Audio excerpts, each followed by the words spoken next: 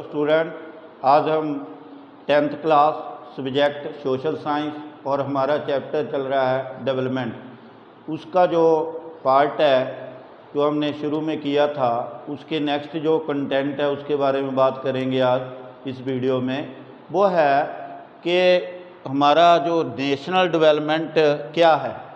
तो डेवलपमेंट के बारे में हमने बात की थी उस दिन कि डेवलपमेंट किस तरह से हम देख सकते हैं। हर एक पर्सन है वो उनमें एक अलग अलग गोल जो हो सकते हैं कि हर एक पर्सन का अपना अपना गोल होता है। कोई किस लेवल पर अपने आप को डेवलप चाहता है, कोई किस लेवल पर, क्योंकि उनमें काफ़ी सारी डिफरेंशिएट होती हैं, तो इस वजह से उनके गोल भी काफ़ी सारे डिफरेंट होते हैं। तो उन चीज़ों को लेकर हम आगे चलते हैं कि नेशनल डेवलपमेंट कैसे होती है, वो कैसे हम क्लियर कर सकते हैं, उनके बारे में बात करते हैं कि नेशनल डेवलपमेंट। तो नेशनल डेवलपमेंट करने से पहले हमें ये भी जानना पड़ेगा कि नेशन किस चीज़ का बनता है। वो एक लोगों का होता है, लोग होते हैं उसमें, इंडिविजुअल काफ़ी सारे अलग अलग गोल होते हैं, हमने पढ़ा है। तो ये जिस तरह से जहाँ पर इंडिविजुअल व्यक्ति की बात करेंगे पहले, तो उनके डिफरेंट गोल होते हैं, डिफरेंट उनके अलग अलग विचारधाराएँ होती हैं, तो उस चीज़ को लेकर चलते हैं। वो अपने आप को उस लेवल पर डेवलपमेंट समझते हैं अगर उनके अपने तरीके से गोल पूरे हो रहे हैं। नेक्स्ट हम बात करते हैं notion of the national development. तो लोगों में ये भी यही चलेगा, क्योंकि अगर वो इंडिविजुअल डिफरेंट है, उनके गोल डिफरेंट है, तो वो ये भी नोशन उनकी धारणा होगी कि नेशनल डेवलपमेंट कैसे होती है। वो अपनी अपनी विचारधारा के अकॉर्डिंग ही बात करेंगे, तो उनमें भी काफ़ी सारा डिफरेंस नज़र आएंगे, क्योंकि उनके इंडिविजुअल गोल भी डिफरेंट है, तो और नेशनल डेवलपमेंट का भी क्राइटेरिया उनका डिफरेंट ही होगा। नेक्स्ट हम बात करते हैं स्टूडेंट्स आंसर। अगर हम क्लास की बात ही करें कि क्लास के अकॉर्डिंग अगर किसी स्टूडेंट से, पूरी क्लास से पूछते हैं कि नेशनल डेवलपमेंट आपके अकॉर्डिंग किस आधार से हो सकती है, कौन सा ऐसा क्राइटेरिया है जिससे हम ये जान सकते हैं कि ये नेशन डेवलप्ड है, ये नहीं डेवलप्ड है, तो कैसे, वो उनके आंसर भी अलग अलग होंगे। बहुत सारे स्टूडेंट अपने तरीके से अपने नोशन के अकॉर्डिंग अपने इंडिविजुअल गोल को देखकर ही वो ये चीज़ को बताएंगे, तो उनके आंसर भी डिफरेंट हो सकते हैं, बहुत सारे होंगे भी।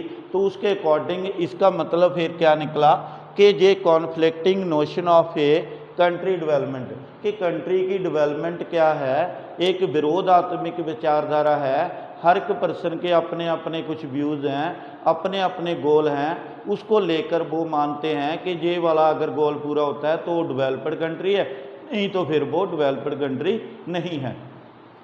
तो उसी तरह से हम देखते हैं आगे, how to compare different countries और स्टेट। किस तरह से हम डिफरेंट कंट्री को कंपेयर कर सकते हैं, कौन सा ऐसा मेथड यूज़ करें, कौन सा ऐसा क्राइटेरिया यूज़ करें जिसके अकॉर्डिंग ये क्लियर किया जा सके कि ये कंट्री डेवलप है, ये कंट्री अंडर डेवलप है। तो उसको कैसे जानें, कौन सा मेथड है, वो उनकी बात हम करने जा रहे हैं। वो है सबसे पहले, जैसे ये पूछा है उन्होंने कि डेवलप्ड और अंडर डेवलप्ड कंट्री की पहचान कैसे करें।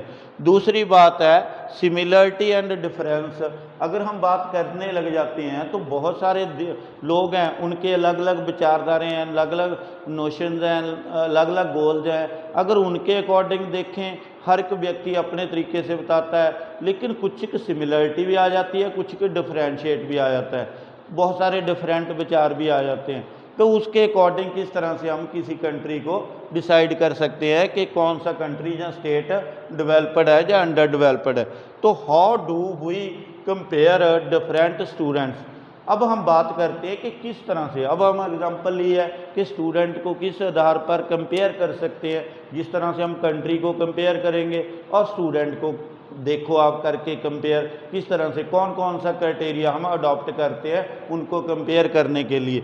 वो है सबसे पहले है हाइट, कि हाइट के अकॉर्डिंग भी हम कंपेयर कर सकते हैं, कौन बड़े हैं कौन छोटे हैं, ये तो एक मेथड हो गया। फिर दूसरा हेल्थ के तौर पर कौन वीक है, कौन जो स्ट्रॉन्ग है या हेल्दी पर्सन है, तो वो भी देखा जा सकता है।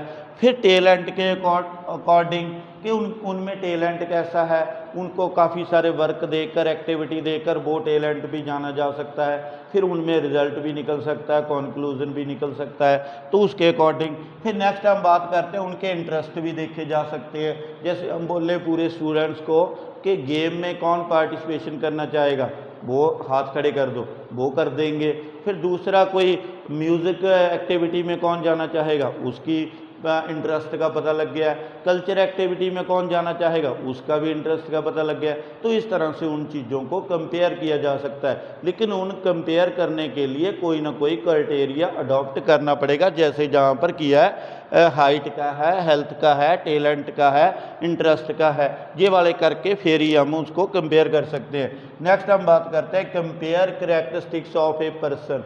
अगर हम एक पर्सन की को कंपेयर करते हैं दूसरे पर्सन से, उसमें एक करैक्टरिस्टिक्स बनाई जाती हैं भी कौन सी ऐसी करैक्टरिस्टिक्स हैं या फीचर्स हैं या विशेषताएं हैं जो उसमें है इसमें नहीं है, तो फिर उनको कंपेयर कर सकते हैं। जैसे इन्होंने बताया कि एक फ्रेंडलीनेस है एक पर्सन, दूसरे के साथ उसको कंपेयर करते हैं, क्या दोनों फ्रेंडली हैं, क्या इसमें दोनों में ये वाली करैक्टरिस्टिक्स है या एक में है या दोनों में नहीं है, ये भी देखा जा सकता है। फिर स्पिरिट ऑफ कोऑपरेशन कि इनमें मिलवर्तन की भावना है, मिलवर्तन से ये काम कर सकते हैं, ये भी उसमें देखा जा सकता है, दूसरा क्राइटेरिया ये है। फिर क्रिएटिविटी कितनी है, इनमें कितना क्रिएटिव वर्क कर सकते हैं, तो वो वर्क देकर वो उनसे देखा जा सकता है कि इसमें कितनी क्रिएटिविटी है। बहुत सारे अलग अलग चीज़ें बनाकर पेश कर सकते हैं। मार्क्स स्क्वायर्ड, वो उनमें मार्क्स कितने लेते हैं, कोई टेस्ट ले लिया उसमें से नंबर कितने आ गए हैं उनमें,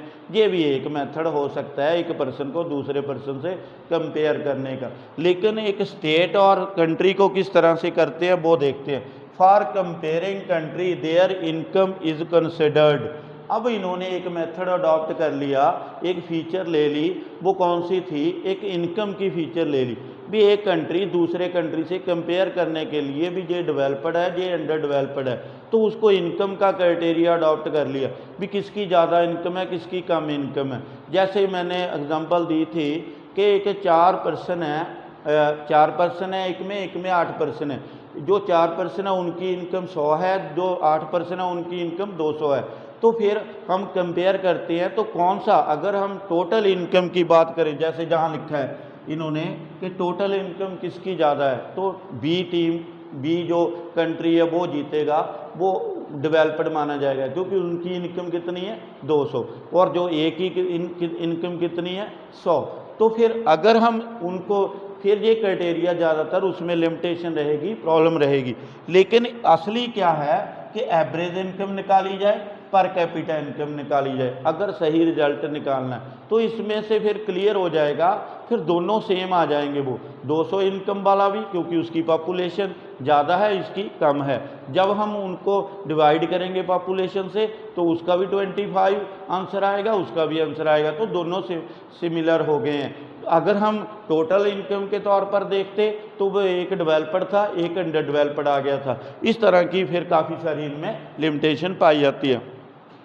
नेक्स्ट बात है world development report brought out by the world bank कि एक जो वर्ल्ड की जो देशों की डेवलपमेंट रिपोर्ट है वो कौन तैयार करता है, वर्ल्ड बैंक करता है। उसका क्राइटेरिया कौन सा है, किस क्राइटेरिया को लेकर चलता है, पर कैपिटा इनकम को जो कि एक्यूरेट होती है उसके अकॉर्डिंग वो एक डिसाइड करता है कौन सा कंट्री अपर है कौन सा लोअर है। तो उसी तरह से जो हमारी बुक में दिया हुआ है तो वो यूएसए डॉलर के साथ एक पर जो एनुअल इनकम देखी जाती है तो वो है अगर तो इतनी इनकम है तो वो अपर है, अगर इतनी है जो तो फिर वो मिडल में आता है, जो इतनी है तो फिर वो लोअर में आता है। तो उन्होंने एक डिसाइड कर लिया है कि अगर पर कैपिटा इनकम किसी कंट्री की इससे अपर है या इतनी है तो उसको हम क्या मानेंगे डेवलप्ड, अगर इतनी है तो मिडल में मानेंगे, डेवलपिंग मानेंगे और लोअर में मानेंगे। तो इस तरह का एक रिपोर्ट तैयार कर देता है वर्ल्ड बैंक। फिर नेक्स्ट हम बात करते हैं इनकम एंड अदर क्राइटेरिया। कुछ ऐसा भी होता है कि कल इनकम ही नहीं देखी जाती, अदर क्राइटेरिया भी देखना पड़ता है। जैसे हम हिंदुस्तान की बात करें तो उसमें बहुत सारे स्टेट हैं। हम स्टेट आपकी बुक में एग्जांपल भी दी हुई है 3 स्टेट की, एक महाराष्ट्र है, केरल है एंड बिहार की दी हुई है। तो उसको कंपेयर करके देखते हैं क्या बाकी कल्ली इनकम ही रोल प्ले करती है या बाकी चीज़ों में भी देखना पड़ेगा कि अदर फैसिलिटी वहाँ पर है या नहीं है, या उसमें वो आगे है या पीछे है।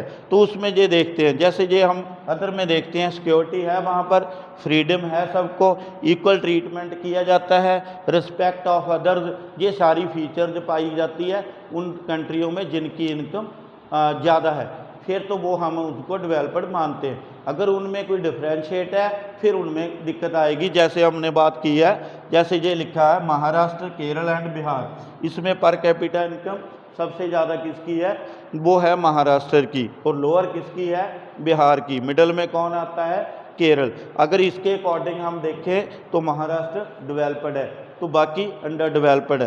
तो उसी तरह से इनमें इन्फॉन्ट जो मॉर्टेलिटी रेट होता है वो उसमें भी डिफरेंट है।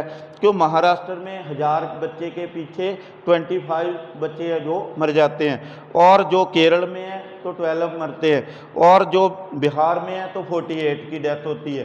तो उस तरह से ये एक, इनमें से कौन डेवलप्ड है, वो केरल की बात करेंगे कि केरल में एक मेडिकल फैसिलिटी बहुत अच्छी है जिससे ये रेट कम हो रही है। और नेक्स्ट हम बात करेंगे लिटरेसी रेट की, उसमें कौन सा है 82% जो महाराष्ट्र है, 94% केरल है और 62% जो बिहार है। तो इसमें कौन आगे जा रहा है, वो केरल जा रहा है। तो इसी तरह से अदर क्राइटेरिया को अडॉप्ट करते हैं। एक है एट जो नेट अटेंडेंस रेशियो कौन सी है, वो है एक 100% के पीछे, 100 स्टूडेंट के पीछे जो 14 ईयर से लेकर 15 ईयर तक के स्टूडेंट हैं वो कितनी अटेंडेंस होती है स्कूल में उनकी, वो 64 है महाराष्ट्र में, क्योंकि वहाँ पर ये, फिर 78 है केरल में, ये अपर जा रहा है, फिर वो 35 है बिहार में, ये बिल्कुल लोअर चला गया है। तो इन चीज़ों को भी बात करना पड़ेगा, साथ साथ इनकम के क्राइटेरिया के साथ ये चीज़ें भी देखकर हम कोई डिसाइड कर सकते हैं कौन सा स्टेट डेवलप्ड है, कौन सा देश डेवलप्ड है, कौन सा कंट्री डेवलप्ड है। तो आज की वीडियो में यही था। नेक्स्ट वीडियो में हम अगला क्वेश्चन करेंगे। Thank you.